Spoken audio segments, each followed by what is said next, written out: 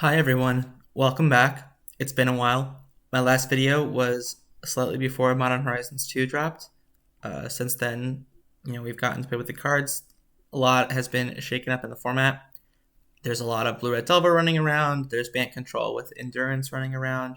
I wanted to test some of the new cards in a slightly different way, as people who frequent my channel I think have come to know. I enjoy testing new strategies that haven't been explored yet, and I think that a lot of the new cards will find a home in different shells. So we're doing that today. So this deck is basically blue-white Stoneblade with a small black splash, and then also, I'm testing some new cards. So let's get into those new cards right now. I think the first one we're going to go with is certainly, far and away, just the most powerful card that could have been added to the shell, Prismatic Ending. So let me get that up on screen here, make it a little bigger. So for those who are unfamiliar, this is a new sorcery printed from Modern Horizons 2. It has Converge, exile target non-land permanent if its mana value is less than or equal to the number of colors of mana spent to cast the spell.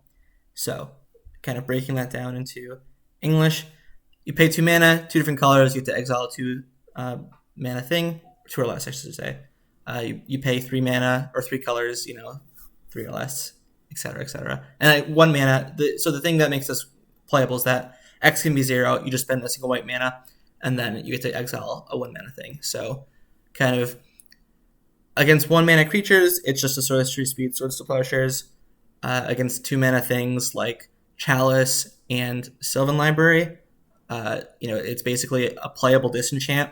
And then against 3 mana things that mostly in this format, 3 mana things like Planeswalkers or sometimes bigger enchantments, it's kind of like a Council Judgment. So it's an incredibly flexible removal spell that I think these sorts of decks have been looking for, just because I think against the aggressive creature strategies, 4 swords sometimes just isn't enough. And so getting this sort of card, which at its baseline is like creature removal, but is just so much more and just so incredibly versatile, is great. The one downside is that it's a sorcery, and so I think that pairing it with Teferi Time Raveler is really nice because, Teferi's Plus takes away the one downside of Ending, in my opinion. The other new card I am testing is Esper Sentinel. This one has been getting a little bit, talked about, so this is a 1 mana artifact creature. It's a 1/1, and then whenever an opponent casts their first non-creature spell each turn, draw a card unless that player pays X, where X is its power. This is a really hard card to evaluate, in my opinion. There's going to be times where your opponent is a little bit, mana light, or, is trying to do a lot of things in their turn, and so it either slows them down a lot or draws you cards. And there's going to be other times where just you play it, they cast Lightning Bolt, and they pay an extra mana, and you kill it. And they kill it, I should say. So it's going to have highs and lows. It's not just a supremely powerful card on its own. Just having an optional Thalia. If you want to distill this into another way of looking at it, it's an optional Thalia tax that only triggers on the first spell each turn. And when you put it that way, it sounds really bad.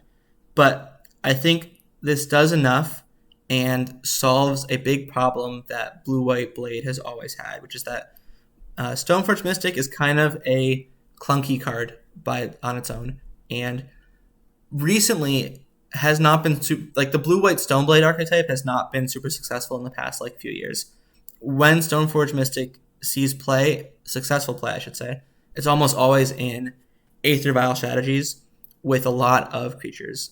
And so I think that the Sentinel is a really good fit for this style of deck because it is a 1 mana creature that blue decks don't mind playing, just to grab Stoneforge Mystic equipment, and it also synergizes very well with holding equipment because where X is its power. So if you put Sword of Fire and Ice on this, now it's a 3-power creature. Your opponent has to pay 3 mana, or you draw a card instead of the 1. And being able to pump its power, I think, is really important.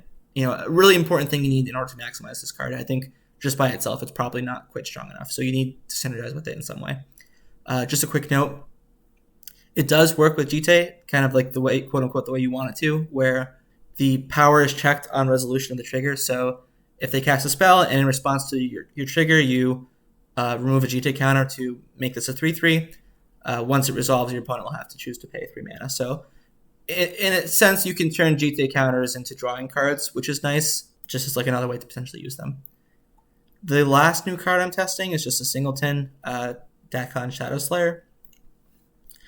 So this is not really what the black splash is for. There's better black cards that I'm playing with the splash.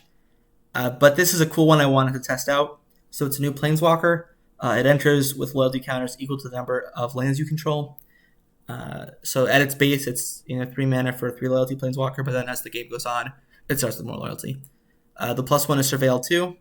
The -3 is Exile a Creature. And the -6 is you may put an artifact card from your hand or graveyard onto the battlefield. So I think this does a few things for the deck. Just more removal is pretty nice. And then it's a good, reasonable late game threat, which is pretty good. And then I think that it's a very small package that gives this deck a lot of grinding power against like some other blue control decks. So one of these plus 1/7's Reclamation can make the deck like have just like so much extra grind power in the late game. So I'll kind of explain. So, you have a Stoneforge Mystic, it gets a Batterskull. This can be kind of a difficult threat for control to deal with sometimes because if they, kill the creature, you can reset it with your, returning to your hand and playing it again. So usually they have to either counter the Batterskull or kill the artifact. In the late game, when you play Dakkon, it comes in with a lot of loyalty. You can -6 right away to get Batterskull back from your graveyard to the battlefield. You have this other sticky threat in play that again is hard for the opponent to deal with. If they kill the Dakkon, you get the 7's Rec back to the Dakkon. You get to bring the Batterskull back into play again. Again, they have another difficult threat that's hard to deal with. If they remove Batterskull a third time, you can flashback 7's Rec, bringing back Dakkon. Dakkon gets Batterskull into play. You have this Planeswalker that can kill things and provide value, and you have this, Batterskull that they have to deal with a third time. Or fourth time, sorry, because it's like first time, second time, third time, fourth time. So it's a small 2-card package, but against control, it basically is like 4 extra copies of Batterskull in your deck, which is really strong.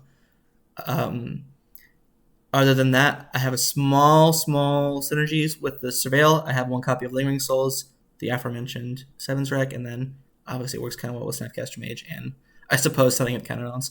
This is a 1 of, I'm not sure if it's good. Delver's playing a ton of 1-drops right now, and so the fact that you're playing a ton of 1-drops yourself means that the blind flip rate on this is fairly high, and then I think it's just like a solid card to proactively play to the board, kind of to set up for your more proactive things. I think one of the ways to beat Delver is that if you just repeatedly jam into days, that can be like an effective counter measure where, playing this on turn 2, they have to daze it, and then it sets up for your turn 3 plays that they probably don't have another daze for, or they're just very far behind developmental-wise. Other than that, quick note on the sideboard, not too much to talk about here. Flusterstorm, pretty standard stuff for graveyards, Surgical, Cage, Priest. Extra Plague Engineers for the creature matchups. Lilia Hope is a card I'm pretty fond of. It just can be good also in the creature matchups, but then also is like a reasonable threat you can bring against control. Bring back Mystics, bring back Mage. And then 2 Hydroblast, just want to touch on this real quick. The Delver deck right now, the Blue-Red Delver deck is playing a ton of red threats, and so I really like having a copy of Hydroblast or 2, and then it also happens to be good against things like Red Prison or stuff like that. So I think Hydroblast is certainly a pretty strong card right now. Definitely where you want to be. And that is the deck. We will jump into the rounds and hopefully see how well these new cards perform. All right, we're here for round 1. As you can see, I'm in my lovely new apartment, new background. This hand seems reasonable. We have cantrips, we have removal. Although we have 2 of our 3 equipment, so maybe not great, but I think we can find a Brainstorm or something to, put back old stuff. So I think we should be okay.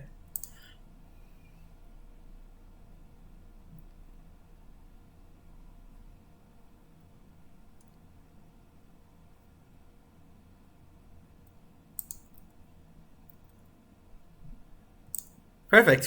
Found the Brainstorm. And I think this stuff is good. Like, Sentinel holds equipment well.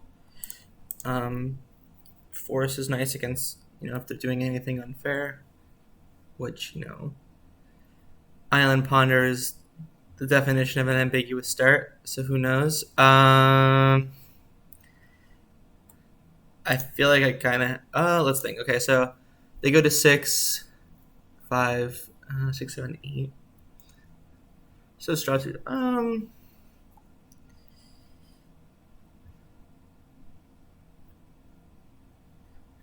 Sorry, I'm just thinking about like if I can afford to break this standstill on their end step, or if I have to force it now. Because the problem is pitching Brainstorm such a big cost here. I'm gonna say this is fine. This is fine. It's not really fine, but like we'll be okay. Everything will be okay.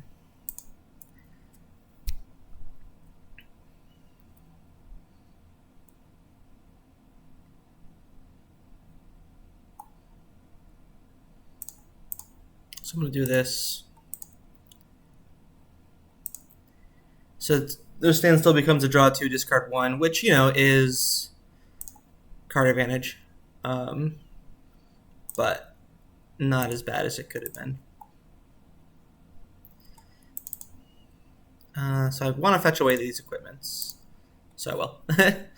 And then I guess I should get black. I doubt they play back to basics.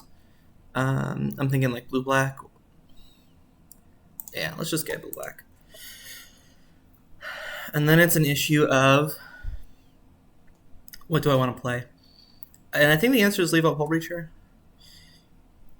Or is it Esper Sentinel? Or is it Stoneforge? So many options.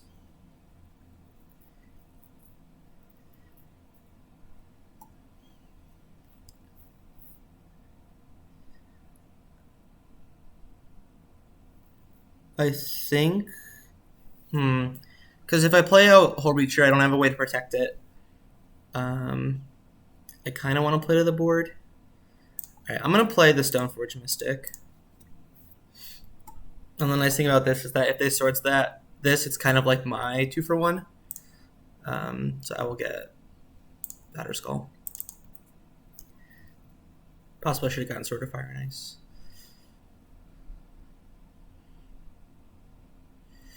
Yeah, so they got a 2-for-1, I got a 2-for-1. And then if they play a standstill here, I can afford to play. I have a few land drops for turn, so it's okay.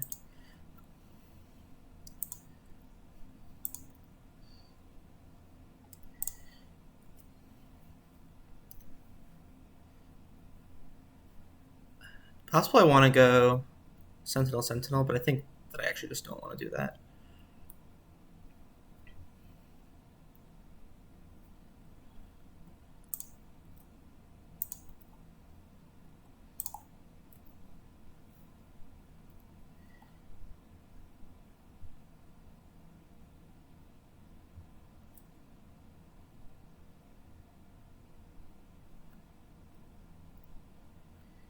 Yeah, annoying. Not having drawn any blue card for this Force of Will is really frustrating because it's like I could potentially have like Hullbreacher with Force backup. Okay.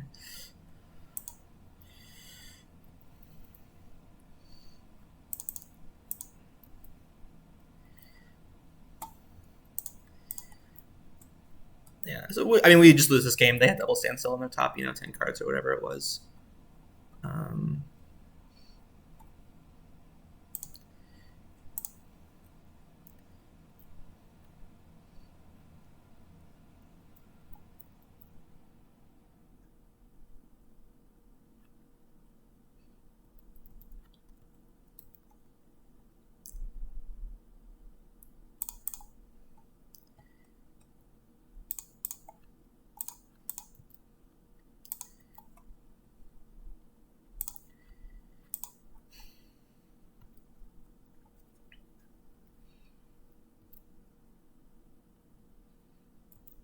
So I think what we're gonna do is just try to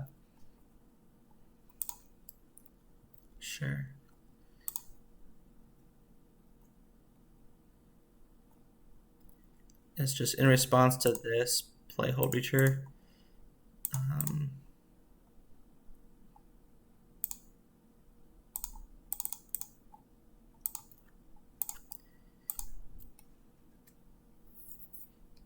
Yeah, all right. Yeah, double standstill, top 10 cards, like not beating that, so it's fine. Especially just like not finding good interaction for it. Okay, so I know they play a lot of enchantments, but Flusterstorm is still good. They struggle to win without Surgic, or without their Shark Typhoons, and then obviously Jace is just a good threat. I'm wondering if I just want Liliana as like another threat. It's certainly possible. And then I think Ending is a little too slow for what they're doing, and then we can trim on swords. I think I want all the forces. Probably want all the Stoneforge stuff.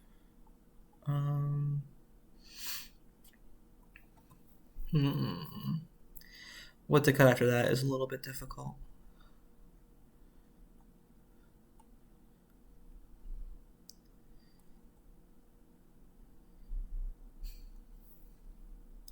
Like, I do want a couple swords still. Definitely want Teferi, definitely want Hullbreacher. Maybe Dakkon's a little not great because they don't play that many creatures to get rid of. So we can trim on Dakkon. Maybe only one surgical is acceptable. Alright, let's run it like that. They could also play Mentor, so I do like having a few swords still.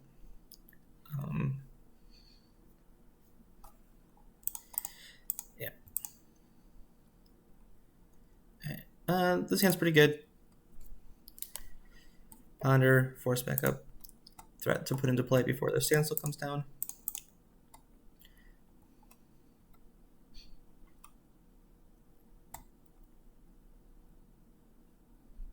I'll just get the Tundra. I think they're going to not play back to basics. Probably want the Flusterstorm before I want the second Stoneforge. Just because it's like a blue card for force and, also protects things pretty well. I'm going to get the Sword of Fire and Ice this time, just because I'm not so sure that Stoneforge will live. And it does kind of line up nicely with Hullbreacher. It's like you can surprise put a threat into play and then suit up it with the sword like on a later turn. I think that's what I want.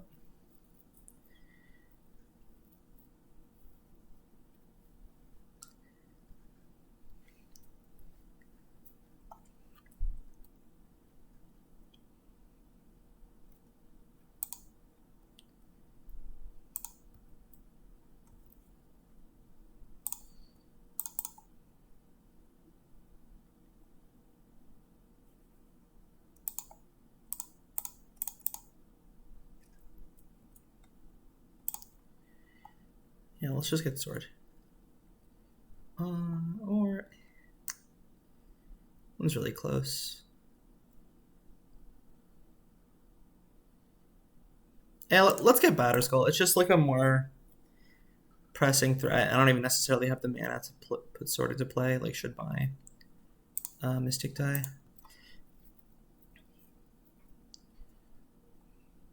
It's fine.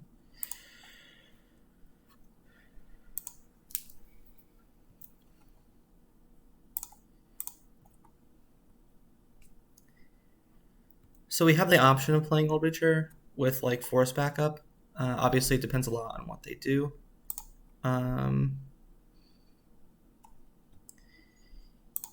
gonna force pitching force, and then if they force back, I can Flusterstorm.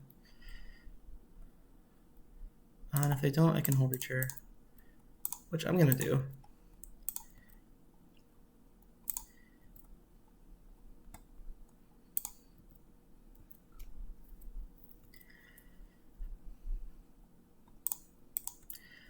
I could Brainstorm now, or I could wait to see if they have like a...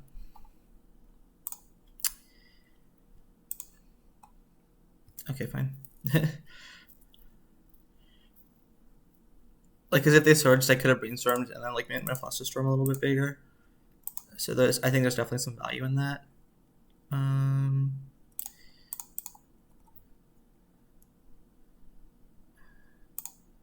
Yeah, I think that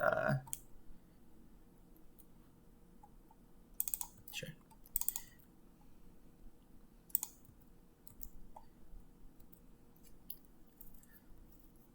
I think I'm playing the Teferi there was better than holding up Flusterstorm, just because with the Crucible they're just gonna have a ton of lands in play.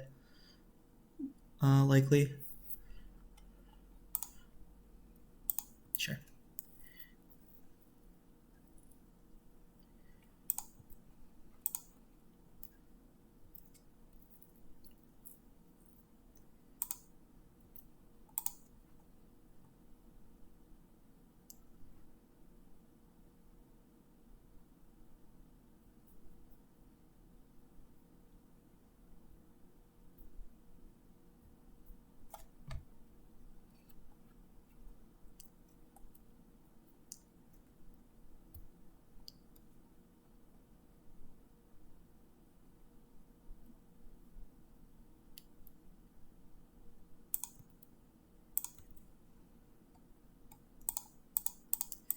That'll be good if we find our fourth land.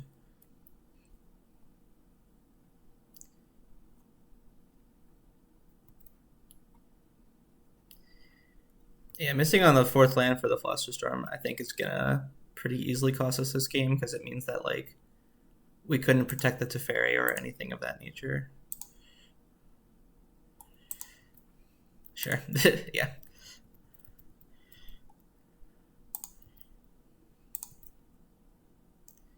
All right. Good games. Oh well. I think that match was probably pretty good for us, just because like we have early threats that make it rough for them to like enact their game plan, but we kind of just got swords and then like didn't draw any relevant interaction or the mana to place things plus hold of interaction. Oh well. I guess they were due.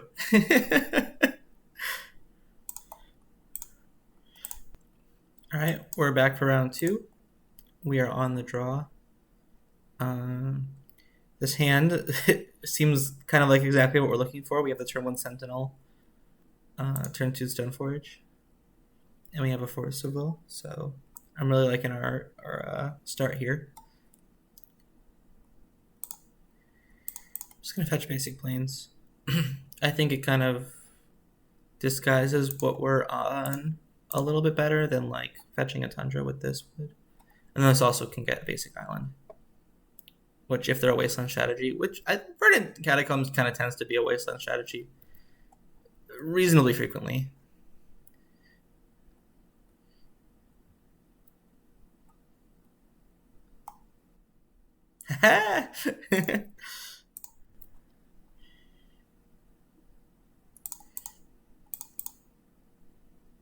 So I know I'm missing out on black man. Oh, I guess I could fetch basic swamp here, huh? Do I want to do that? I think so, just because getting Dakkon into play allows me to surveil to find like a land that can get me a basic island. I kind of like that. I suppose I could have attacked for 1 with this first before. Yeah, it's probably a small misstep. Should have attacked for 1. I'm going to get the Sword of Fire and Ice, because if this survives, increasing its power obviously has a lot of value.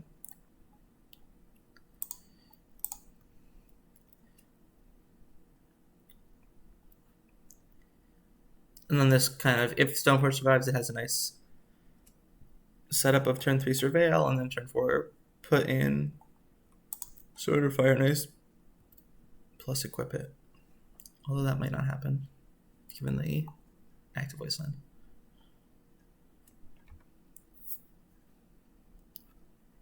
I don't know. We'll see what our opponent does.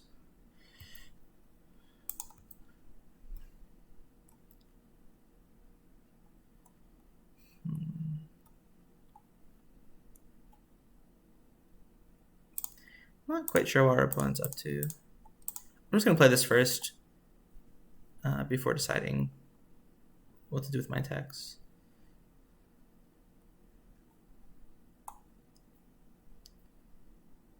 I'm not really sure what I should be worried about, like if whether or not to attack with this, but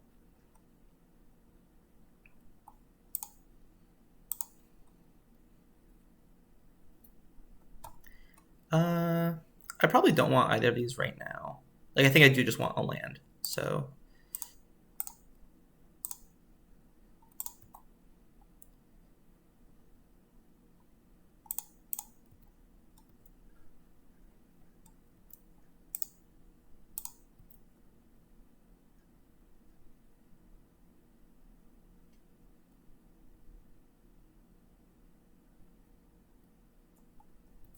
yeah, it's not too surprising. Interesting. Oh, yeah. No, that's fine. That makes sense. Because they obviously they don't want me to draw the card.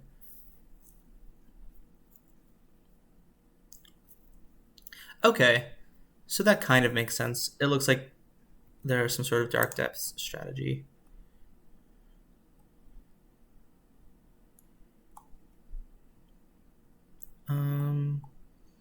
So because I don't have a land, I'm just going to Brainstorm here, and then look to Violin. So this is a great pickup. So I'm gonna put. I think I want this on top, and then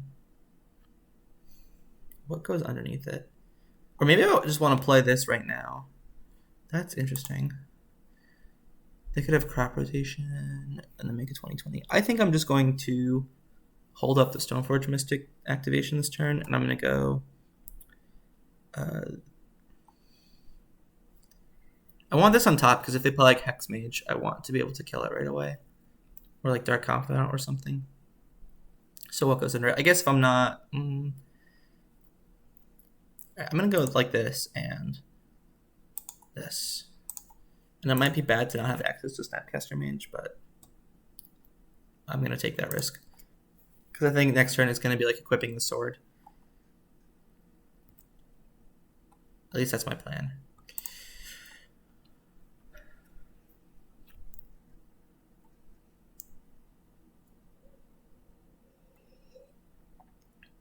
That's fine.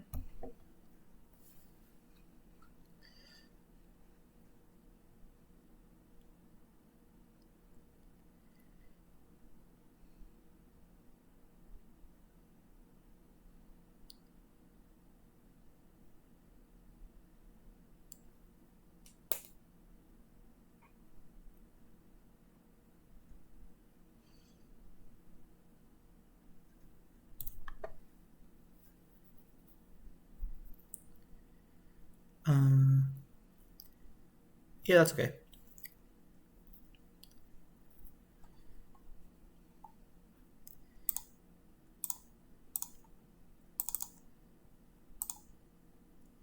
So now it's a matter of, do I want to bring back Dakkon, or do I want to equip?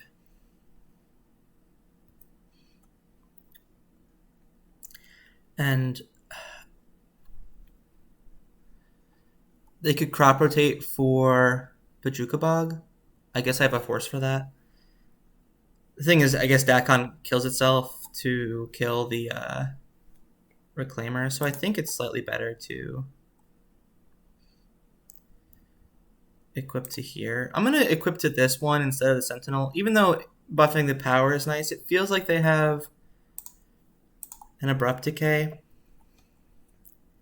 And so I don't want it to target the Sentinel if I can avoid it.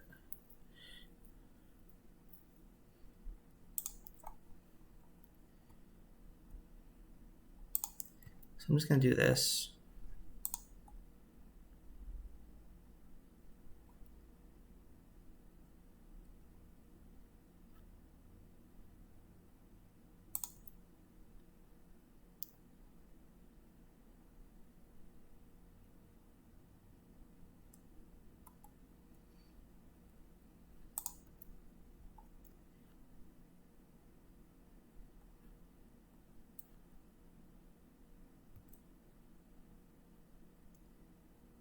So I guess this is fine.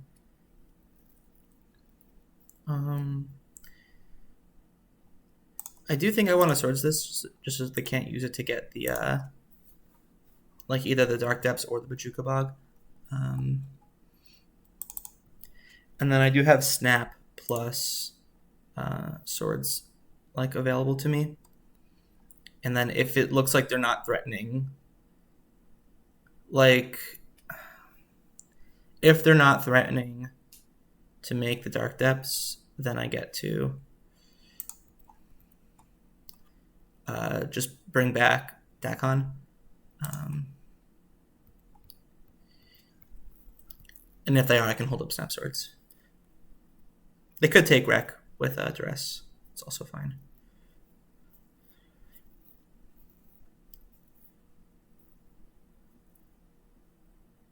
They might also take a blue card because then, yeah. So then they can crop rotate in my turn when Force of Negation is down. I'm going to bring back the Dakkon, though, this turn.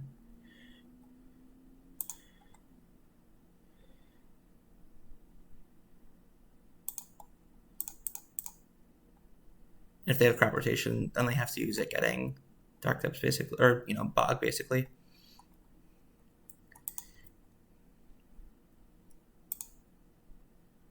So now I can Surveil. I'll put that in my graveyard. I think I want this on top.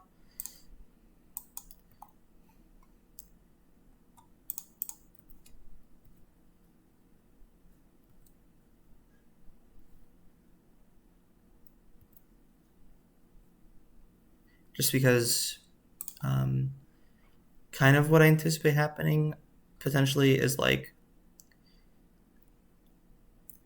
them making a 20/20 in their end step, and then I go to Snap Swords it, and then I have a blue card for Force of Negation. At least this is my plan.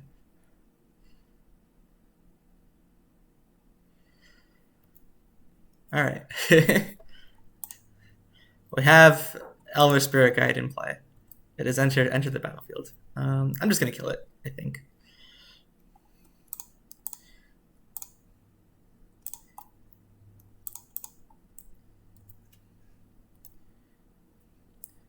And then I'm just going to name Vampire.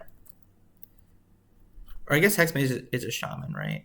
Vampire Shaman. All right, I'll name Shaman. I feel like there's some chance that it overlaps on something else that I'm not thinking of.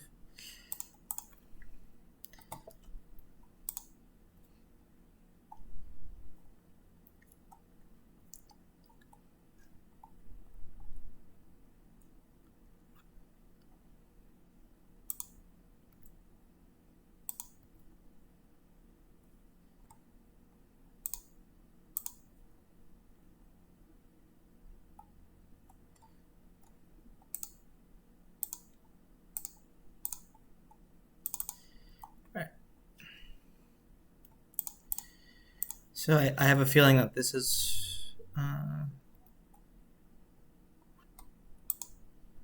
the sequence that we talked about, where they have crop rotation here.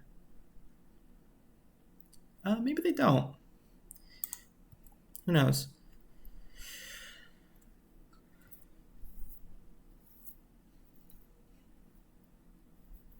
I certainly don't know.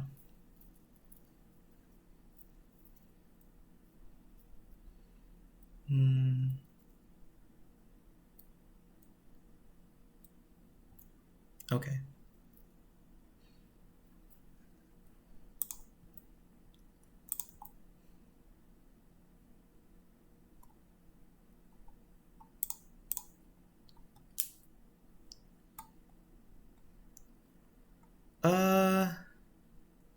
So if they crop rotation, they get a Dark Depths. Yeah, so if the last card's crop rotation, I can't actually play the Teferi this turn.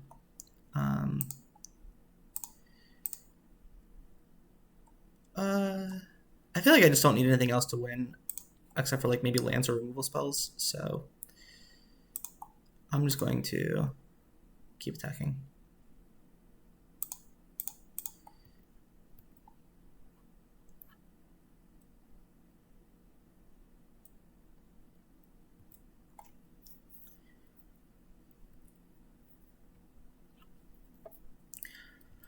I guess their last card is not crop rotation at this point, but I still think it's safer to hold up my mana.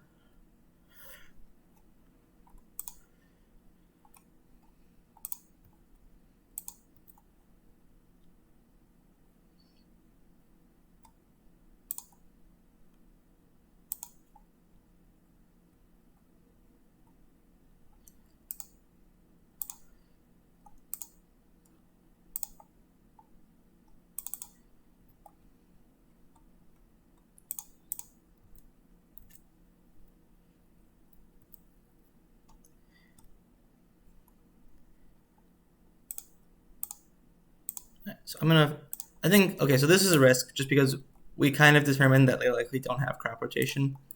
So I think that, the punish would be they have to have drawn a crop rotation, and then among their last 2 cards, have a way to get through my spirit tokens that doesn't involve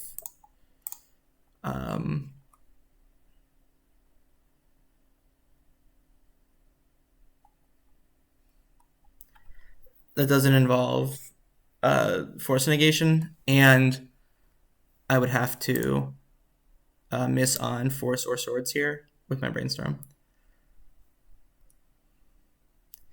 It's possible I should have Brainstormed in my main because I had extra things to play. Like I could have played this land and cast Ponder, and I wasn't really holding up useful mana here. So yeah.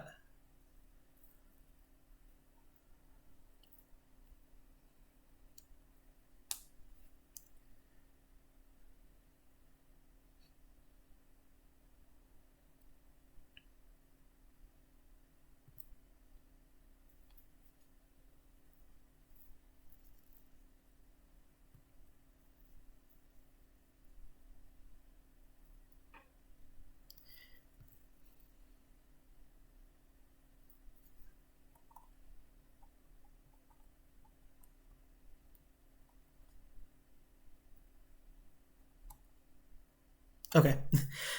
I was a little nervous. So yeah, so that was definitely a mistake. I should have Brainstormed. Because I can fetch, I would put back like the Tundra or the Underground Sea and the Stoneforge, and then I would cast Ponder. So let's just see like what Ponder would have seen, quote unquote seen. So okay, so in this instance, it wouldn't have made a difference, but obviously still a pretty big misplay on my end. I actually like Thoughtseize. I feel like they try to kind of load up on protection and like have a big turn, a big combo turn. I'm not big on the force effects. I think I can cut a Counterbalance. And I think I can cut Hullbreachers. They don't play that many like card draw effects. Like they might have some Sylvan libraries in the sideboard, but we have Ending for that. Whatever. We have Ponder. Jitte is potentially life gain, although probably a little too slow.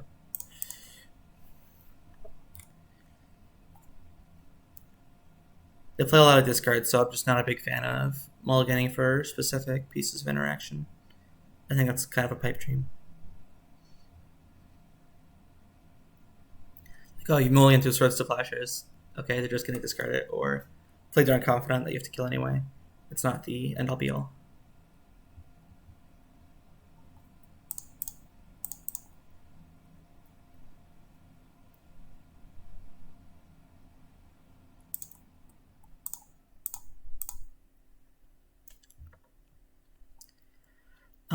So there's the swords. The other 2 cards are kind of bad. But maybe that's okay. So I think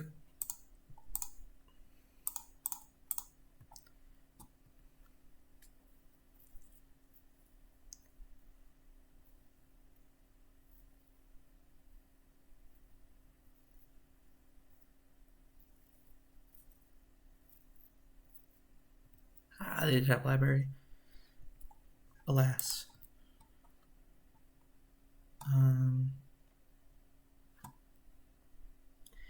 I think I want to Brainstorm this turn. The thought being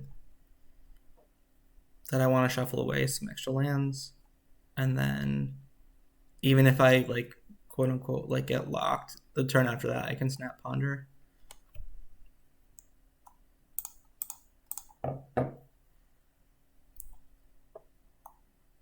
Okay, so we have a Sentinel. Sentinel's pretty solid. So I think it's just shuffle away these 2 and then play out the Sentinel.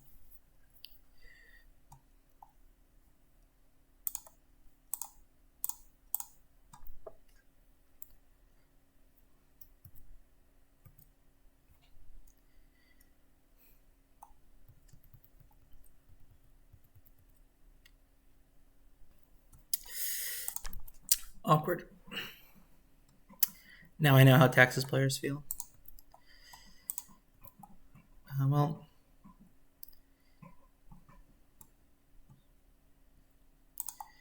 so I think I just play this. The thought being that next turn I have the option to GTA plus equip and then kill the engineer that way, which preserves the swords in my hand.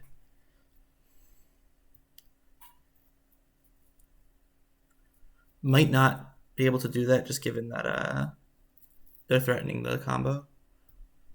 We'll see how things play out. Okay. So the nice thing is here I have snap and swords. Obviously, they can potentially break that up with a Bajuka Bug or surgical extraction. So unclear.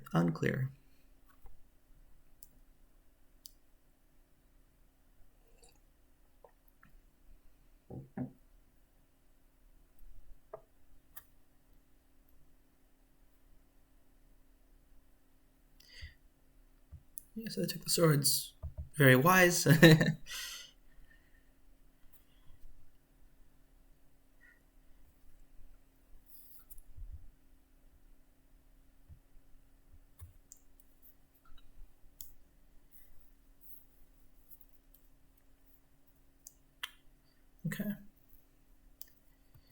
Oh, interesting. I mean, they could still have Elvish Spirit Guide. Or Hex Mage, sure.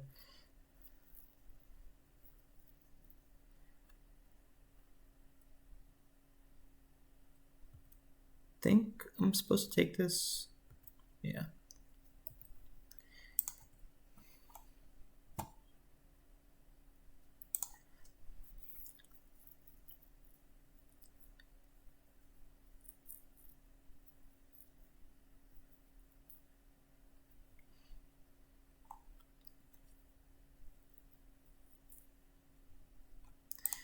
This might be wrong, but I'm just going to play an equip Jitte. It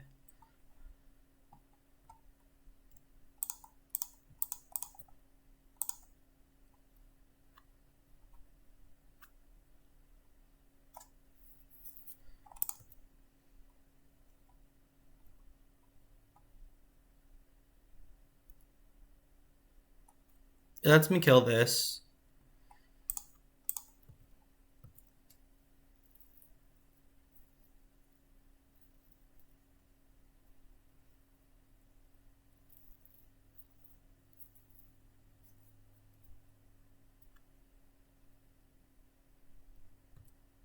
I'm dead to a lot of things here, like crop rotation and abrupt decay, but I have to play engineer.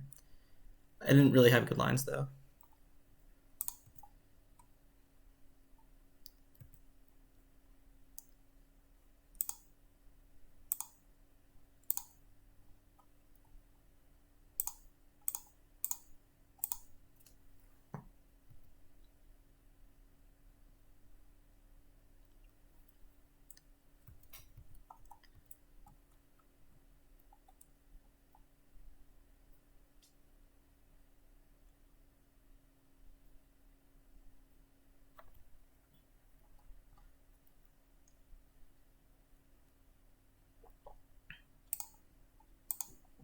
Sure.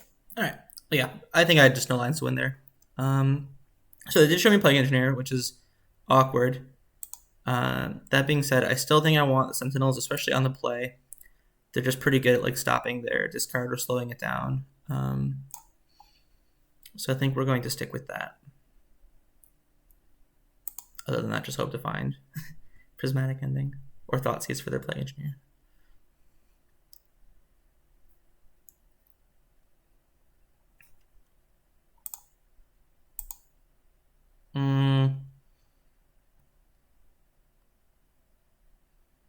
I think this is okay.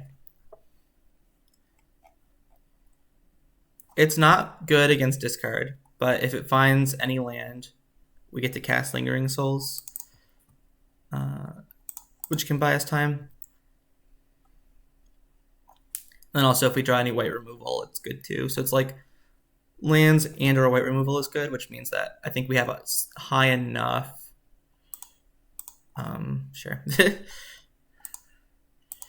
I think we have a high enough confluence of like good draws that this becomes acceptable. Extra Stoneforge is also reasonable.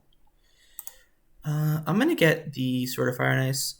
I think it can pressure their life total a little bit better, which is good against Library. Whereas Jitte is slightly better for killing things, but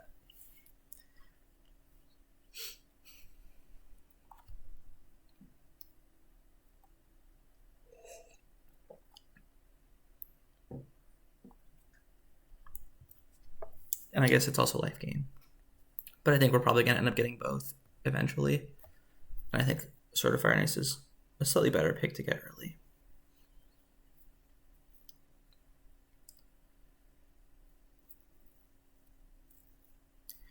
All right, so they pitched a Sevinne Spirit Guide and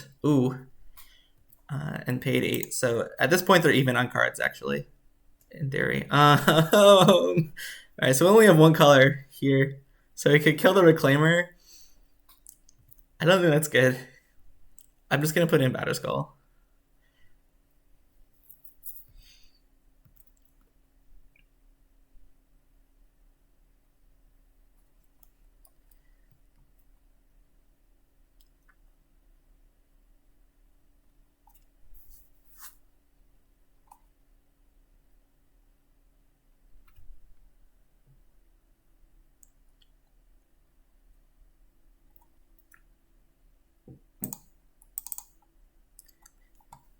And if this gets to connect, it's nice because it puts us above, 20. It might not. Like, they might decay the Dream token.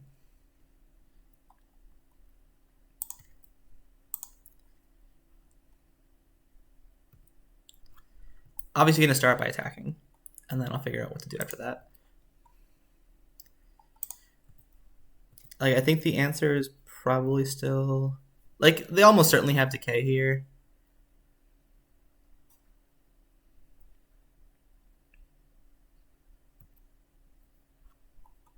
And so you could say, like, oh, like, they're so likely to decay, I should just kill this and get the extra point of damage in. But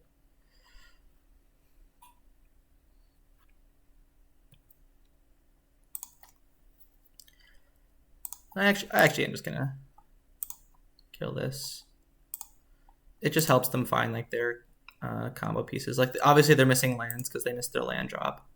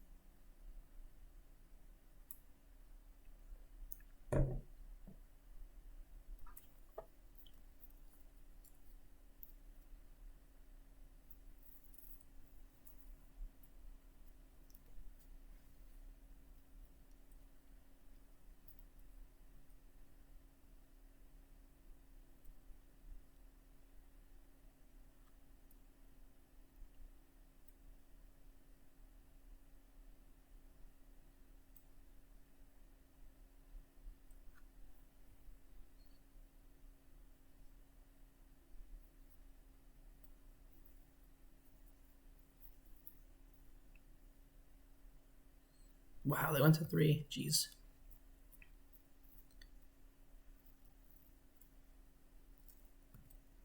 Okay.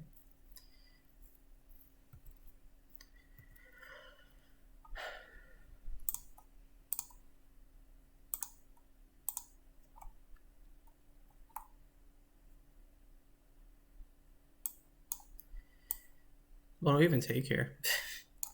Like, they can't really... I guess we just take a Plague Engineer. They can't really afford to Thoughtseize us and go to 1. Like, that's just very loose. Yeah, we just take a Plague Engineer, and then we ending this. Oh, I guess I could have ending. Oh, interesting. Because I had the black mana, I could have ending like the Hex Mage. I think it's just better to hit this maybe. And no, I don't know. That's so close. If they draw, let me just make sure I targeted the right thing.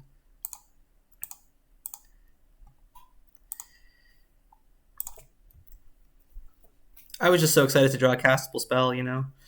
And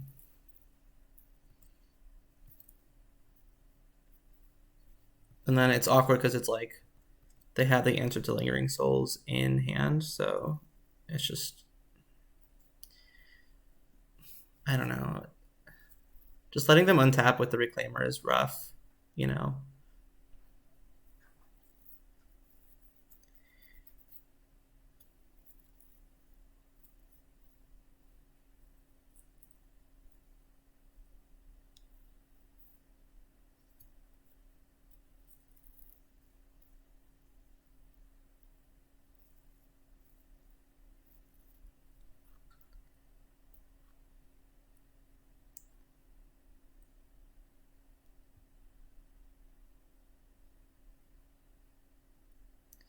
Okay, so that was our draw step.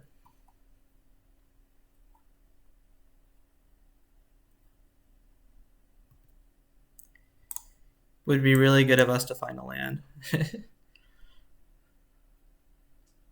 Or a removal spell for the Hex Mage, possibly.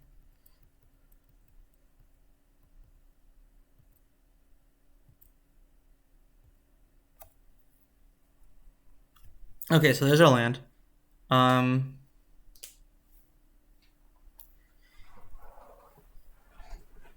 So are we supposed to snap Thoughtseize, or are we supposed to snap Prismatic Ending? Well, okay, snap Ending's bad because we can't kill irrelevant things. So I think it is just snap Thoughtseize and take their Plague Engineer.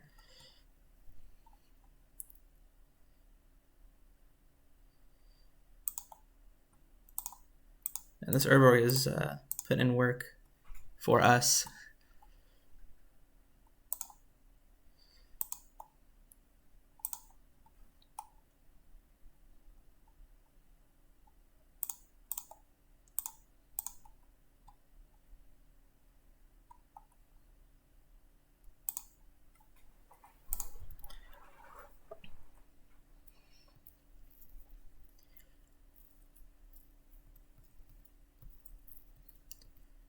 So now basically they have two draw steps. Although I suppose library changes the math because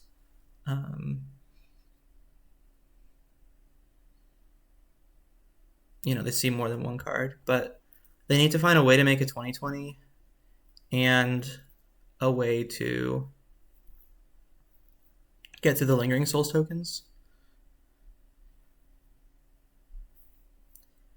Because maybe they play 3 Plague Engineers, but if they don't, then making the Souls tokens kind of like presents lethal.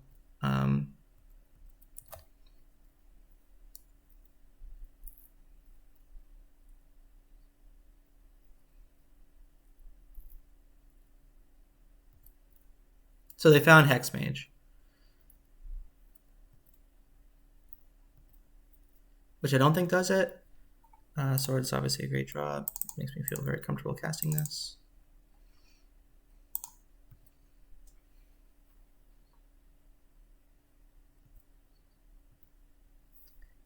Hex Mage has first strike, so obviously not attacking. But so like they have to either find like their third Plague Engineer or I don't even know what they could find at this point. Like it does have to be the third Plague Engineer because if they just make a 20/20, they still are at 1. So they lose.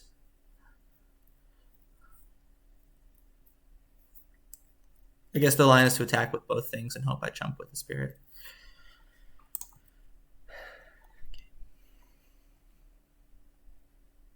Wow, very close game.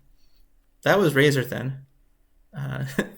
We kept the risky one, you know, with their land or blue mana. You know, I think we were a little bit like it's not like we got lucky to draw a single land in 5 draw steps, but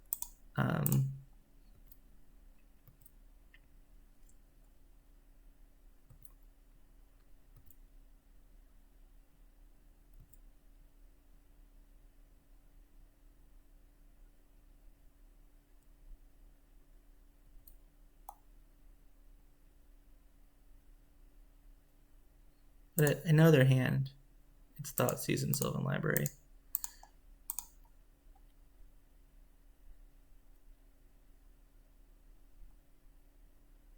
I think they're bluffing. They're bluffing.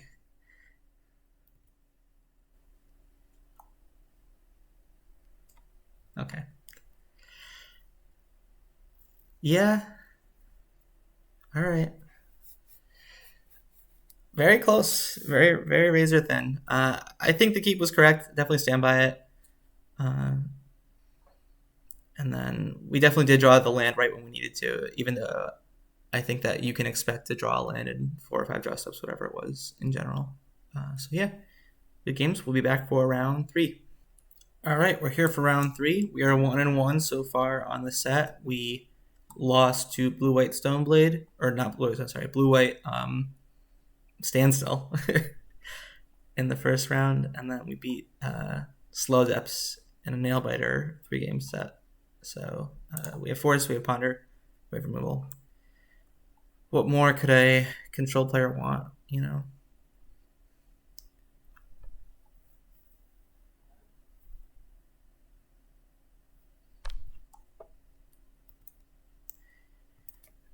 All right. Oh, perfect. Perfect. Esper Sentinel, that's what we could want. Makes sense.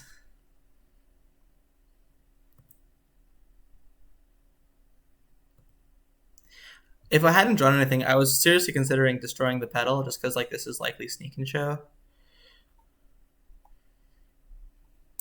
Which I always seem to play against in my videos. So obviously I have to force this. They likely have like Force for Days. Okay. I always seem to play against them. They always seem to have the turn 2 with protection against me. All right. You got it.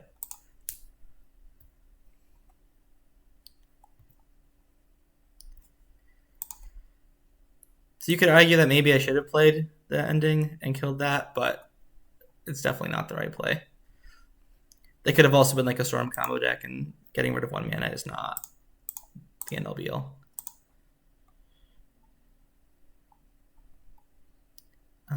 So this stuff doesn't do anything now. I think I'm just looking for swords at this point.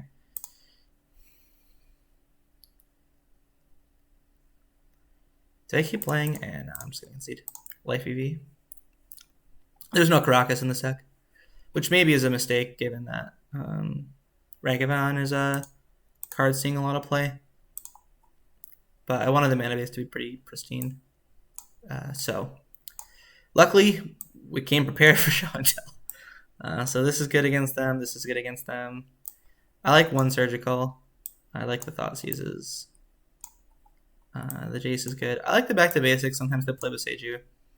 And then Ending is pretty trash. And then sometimes they play that stupid monkey. Ragavan, I think it's called. It is called that. I know it's called that. I don't know why I'm saying think. So I'm going to leave in a couple swords. And other than that, I'm not sure what to cut. Stoneforge can be like a little slow.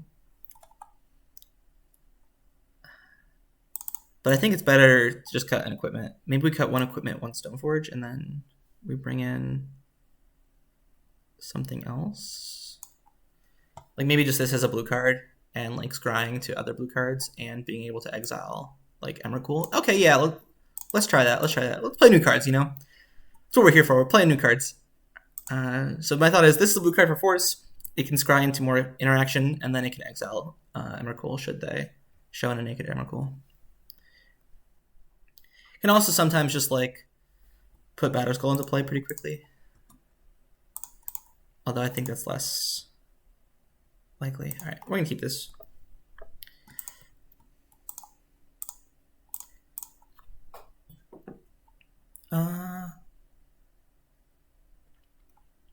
I mean, yeah, I think this is everything I want.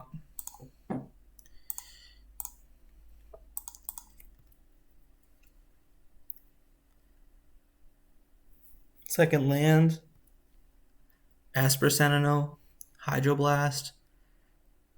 Blocks Ragavan. Yeah, they think they're clever. They're like, oh, I saw this on Twitter. I'm going to play, you know, the $60 monkey in my show and tell deck.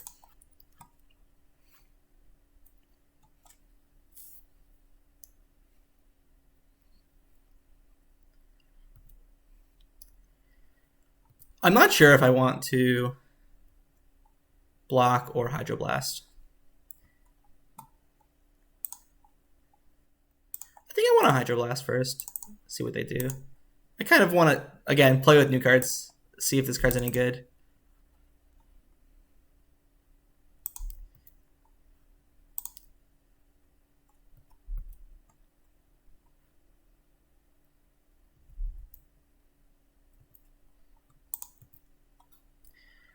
So I want to Brainstorm here instead of playing the Stoneforge Mystic.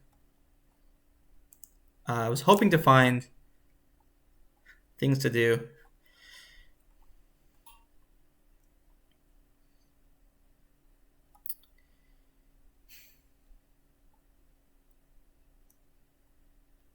I was hoping to find land, really. Let's just put back both Thoughtseizes. And then this time I will block.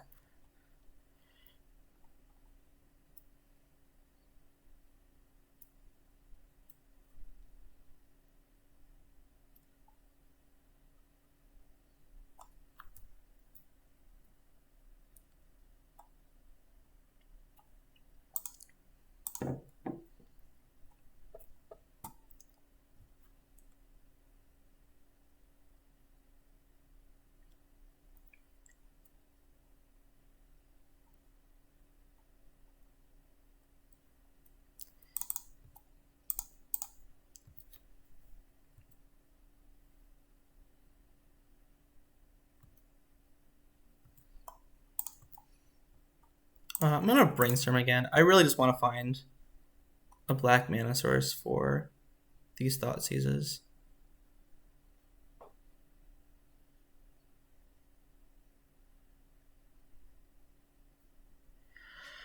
Okay, alright.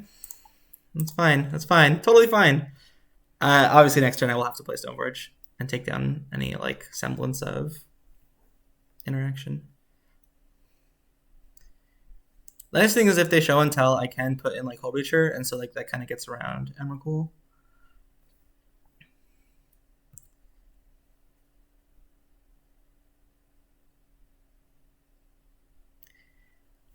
It's just like a little bit annoying. Just like, not only did we not find land, but we also didn't find like Force of Will. I'm going to play this. If they have days, they have days. I'm not gonna guaranteed draw an uncastable card on the off chance that, or just to play around days, I should say. What should I pick up though? That's the question. It's probably Batterskull just because it's more mana efficient. I know it doesn't draw cards, but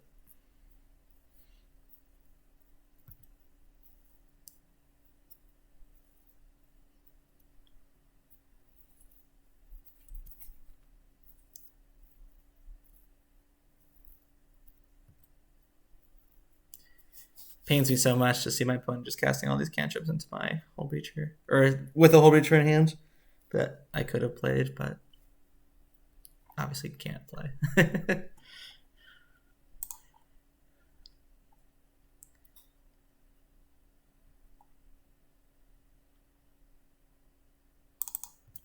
Right, well, I'm gonna put this in. Okay.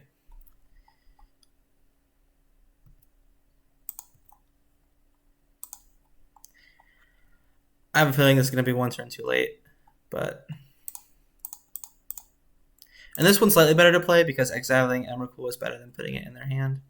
These all lose to the same thing. Stays, Power Blast, Force, blue card, blah, blah, blah.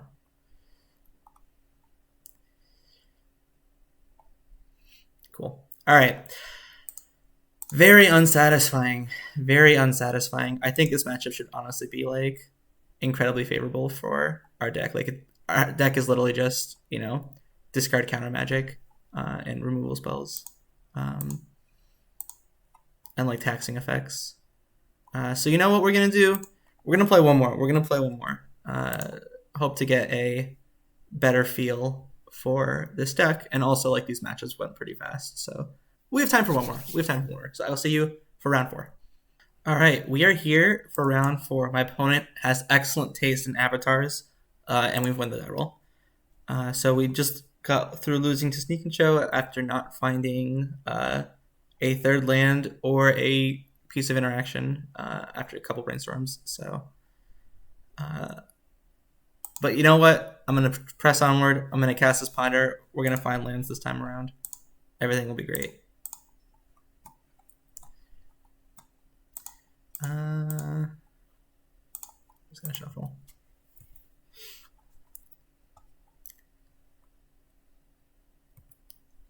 Prismatic Vista usually signifies something fair.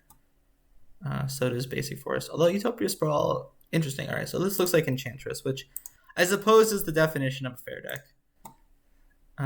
I could just kill this. I think I'm gonna save it for like a more impactful enchantment. So we're gonna get Tundra. We're gonna play out the Sentinel.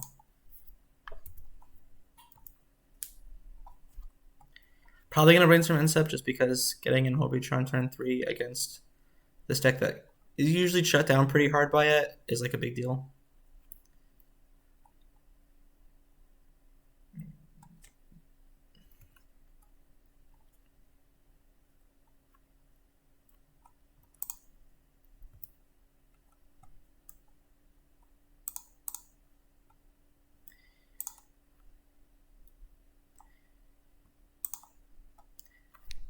I feel like Swords of Plowshares isn't that useful, but also land 5 probably isn't that useful. I'm gonna keep the swords. You never know.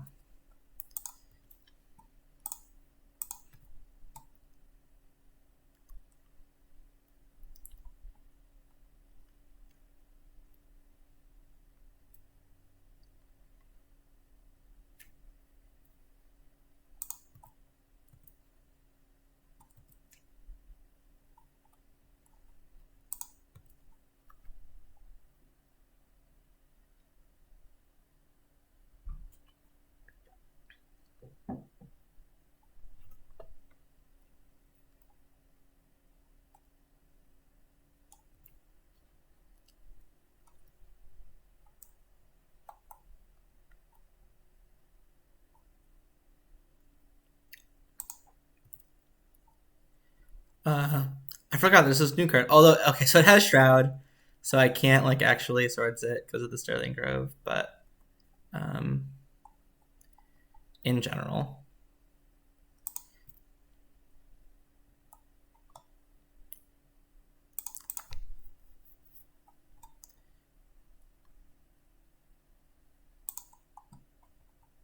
I'm happy to have kept the swords rather than the 5th land. Especially because we're about to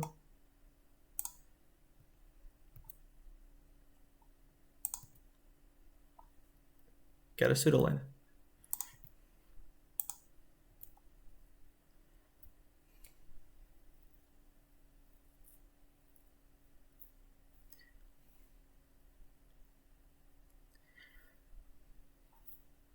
So I think I'm supposed to bounce this.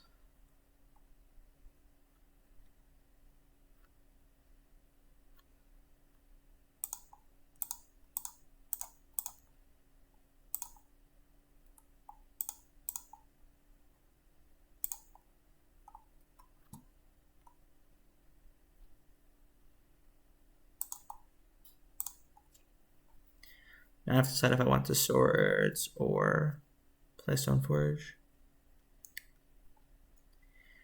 The thing is, this isn't doing anything right now because I have the Hullbreacher in play. But like, if they have an answer for it, plus like a way to draw cards, that's like a good deal worse for me. I think I'm gonna play the Stoneforge.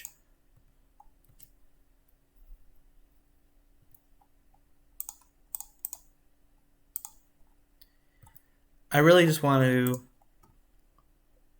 you know, enact the reason I built this deck together, which was put an equipment on Esper Sentinel to make its tax meaningful. Ah, okay. Well, that's not good.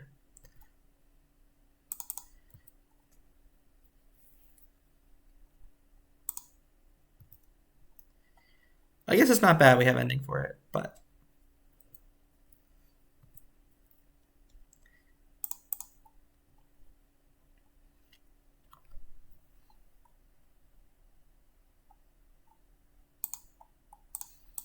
I'm going to start by doing the thing I came here to do.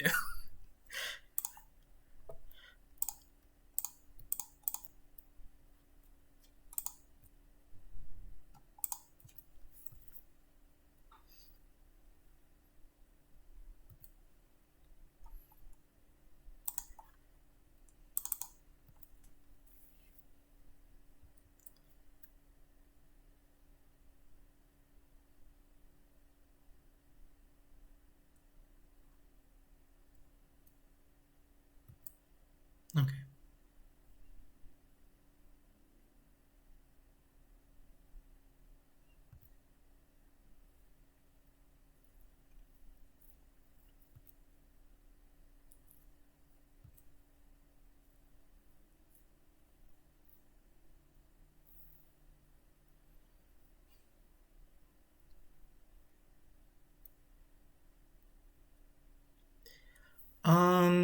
So I have lines. I could kill this now, so I can guarantee to get a hit in. If I don't do that, they're very likely to chump, but then I keep this so I can use it on the Oblivion Ring. Yeah. I'm just gonna save it. Because I think this is a winning sequence for us where we just ending the ring in response to like whatever enchantment spell they cast and have them jump here.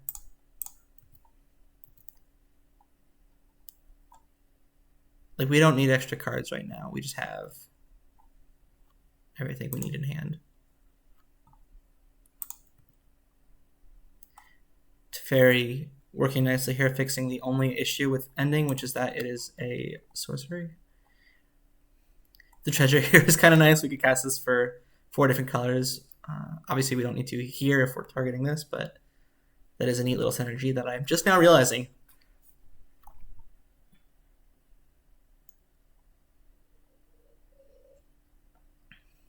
All right, opponent. They didn't pay the 3. What a wonderful. And now, before this gets shrouded, obviously, I'm going to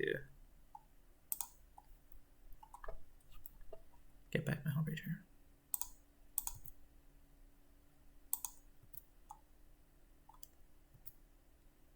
I could have maybe fired this off on something else as well before it got shroud, but I think there's no need. There might have been need. There was need, chat. Because this one's pretty good. I might have to just...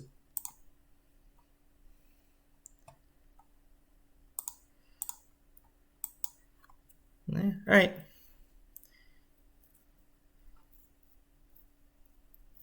I suppose I can just ending the Grove and then swords this if I really need to. It is also only 2/3, so it might have to get in the way of Sentinel. Might. Emphasis on might. So the thing I'm learning from this game, Sentinel with equipment, really good. That's also fine. Sentinel without equipment, pretty negligible, to be quite honest. Like, a 1-mana Thali attacks isn't breaking Legacy, you know?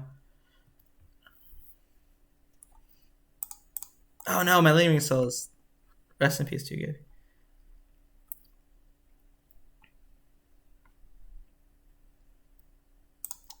So yeah, especially because they're tapped out and they can't even search this.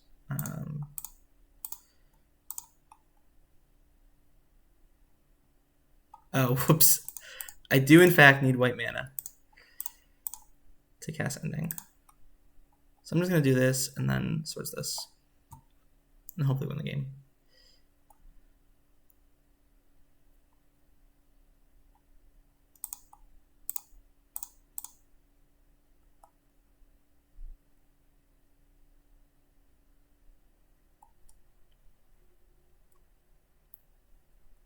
All right, Hullbreacher is very good against the cantripping enchantments deck. This is what I've learned. So Plague Engineer hits the 0-1 with Shroud. It does not hit the 1-2 without Shroud. I still think I want the second one, and then probably Jace just for like more card advantage.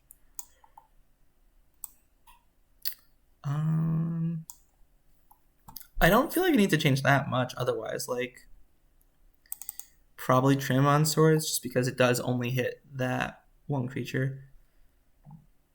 Maybe Lingering Souls is not that great. Maybe Dakkon's not that great. Probably Dakkon's a little bit worse. They really don't have much to hit, and then Souls can hold equipment, which is nice.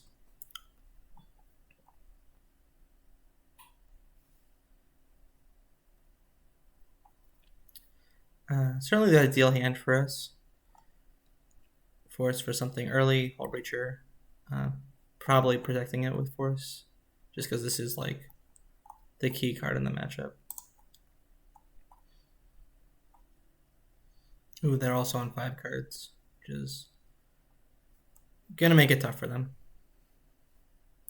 Even though Enchantress got some new things in Modern Horizons 2, I think that on the whole it's probably still not quite there as far as like a tiered strategy is concerned. Although it's certainly possible the same thing is true about this deck, so who knows. They don't really play Wasteland type effects, so I'm just going to lead on the Sentinel.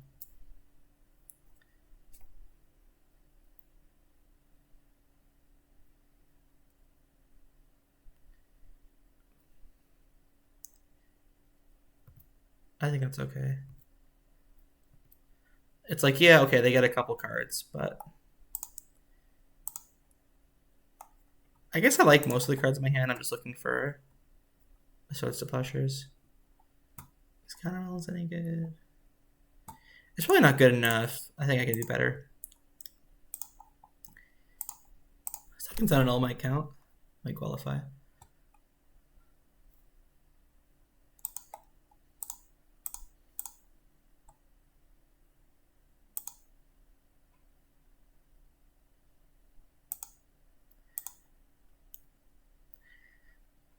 So we're learning about Sentinel. It's good in pairs and it's good against mana screwed opponents. So maybe that's another, axis that you could take this deck, because you could play some versions of like Stoneblade have played Wasteland in the past, and maybe that's like a direction you want to take it.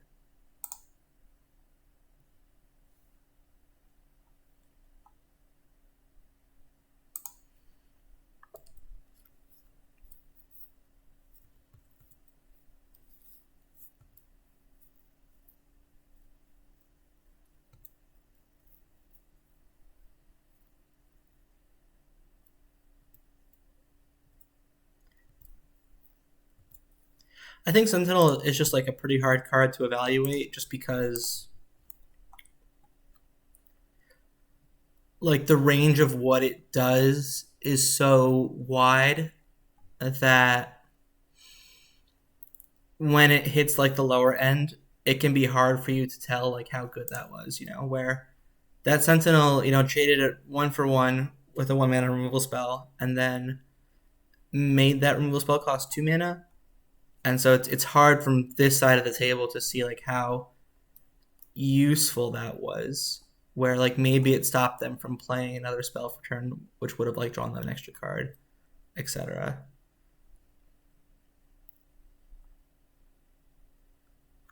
So I think this card's a hard card to evaluate, because like you have like the dream scenario where it's just like you get into play on turn 1 and your opponent like has to pass their turn 1, and then or it just Alright, so this time I have to do this now.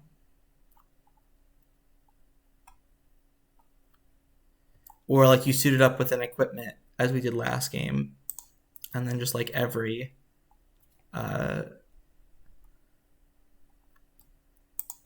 every time they cast their first spell each turn, you draw cards. And so like those highs feel really good, obviously. But then the lows, it's hard to evaluate the lows as like, well, this was a 1-for-1, and it cost me one, it was 1 mana spell. So how bad can that really be?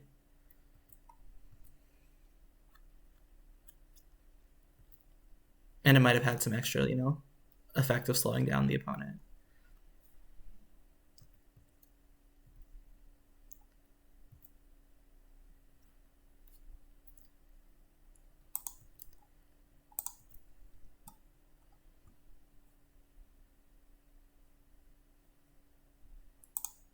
Well, let's just start by attacking.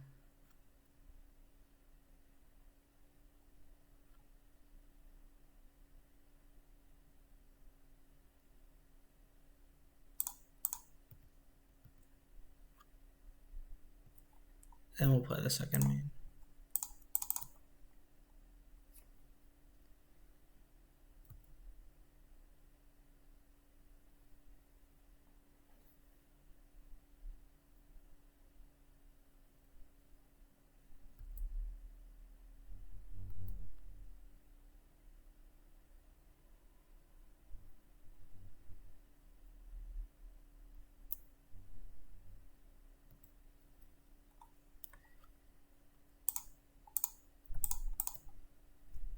So I'm going to equip first. I don't think it matters too much, but if they have an instant that they want to respond the Swords to Plowshares with, it's better to make this more power so that they have to pay more life. Yeah, and like that was really just they multiply and we had Hullbreacher, so not much to say about that. All right, I will be right back with the end of match wrap up. All right, so that was Esper Blade. We went 2-2 in our rounds. We beat Enchantress and we beat Slow Depths, and then we lost to Sneak and Show, and we lost to Blue White Stoneblade.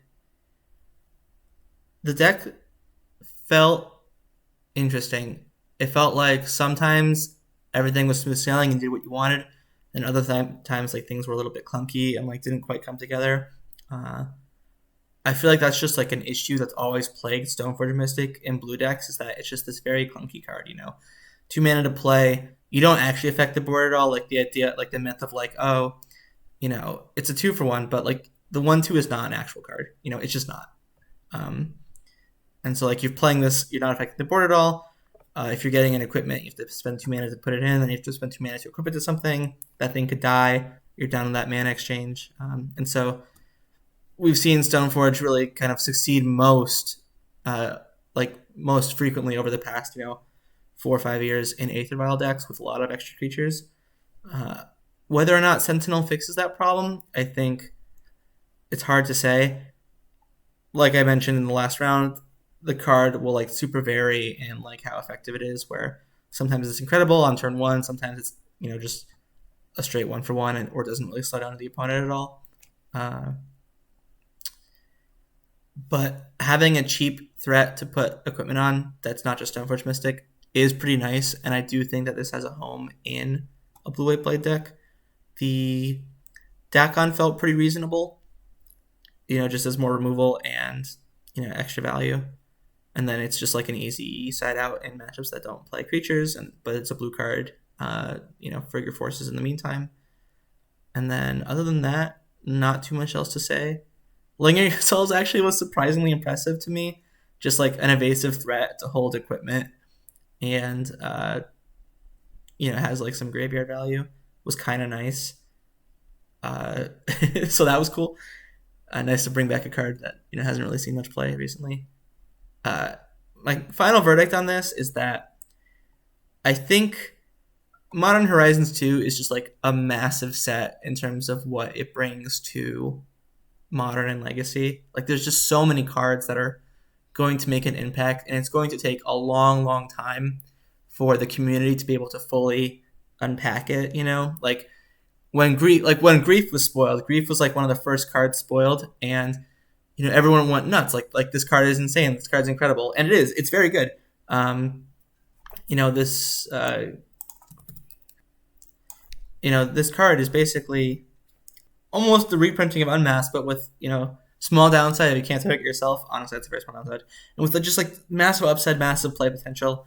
And when it was first spoiled, like everyone was talking about it. Everyone was talking about what to do with it, where to put it, and it just not even kind of like been a blip on the radar. There's just so much going on with the set that it's going to take a really, really, really long time to be able to unpack everything in this set.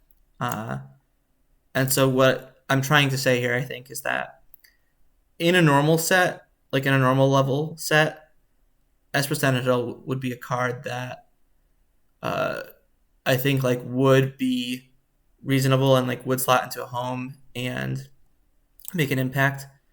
As it stands right now, I think there's just like more powerful things going on. Like there was more powerful things added to the new set, like Ragavan and like Dragon's Rage Channeler, and like Endurance and like the Bant control decks. And so while I do think it is a nice little upgrade to the blue, specifically to like the blue-white blade archetype, and I think it does solve problems that this deck did have, it might just be overshadowed by some more powerful things that are happening in this set.